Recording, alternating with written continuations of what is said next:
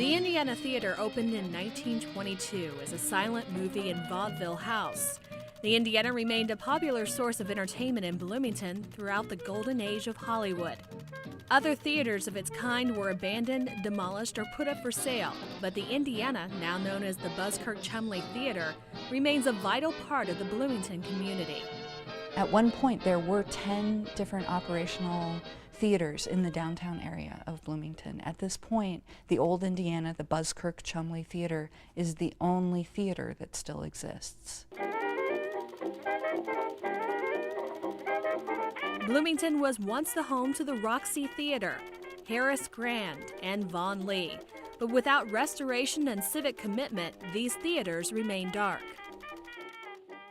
The restoration of this theater is a larger kind of community project, and that says something about a city that values its history enough to hold on to it.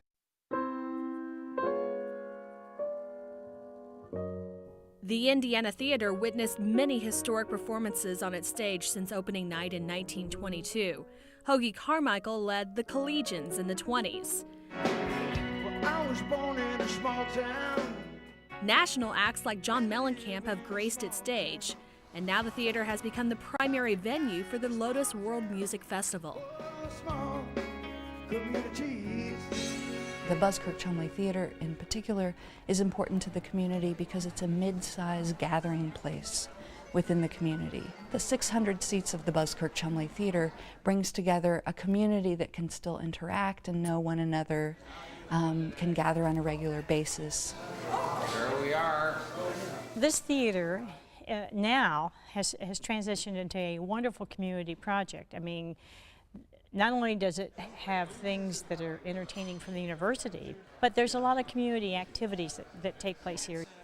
One of the most popular activities is the Golden Age of Hollywood movie series, where members of the community gather to see the classics on the silver screen.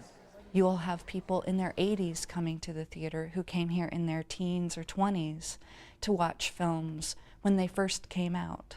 The fact that we can do movies here and restore the experience of going to movies downtown is something that you just can't get from movie theaters out on the outskirts of town. It gives that patron a sense of continuity and importance and lasting impact. The fact that we were able to save one theater and to make it a viable theater, a theater that people want to come to and that can survive, is a really a major accomplishment, and speaks, I think, a lot about what the future of Bloomington holds. That Bloomington didn't let its downtown die. I think people have always gravitated to this theater as a theater in physical presence. And when the community gathered around to restore and make sure that this theater survived, it became the real thing for the entire community. So we're always urging people in the community to join the Buskirk-Chumley Theater, become a member. There are many different ways to become involved, and we hope everyone will.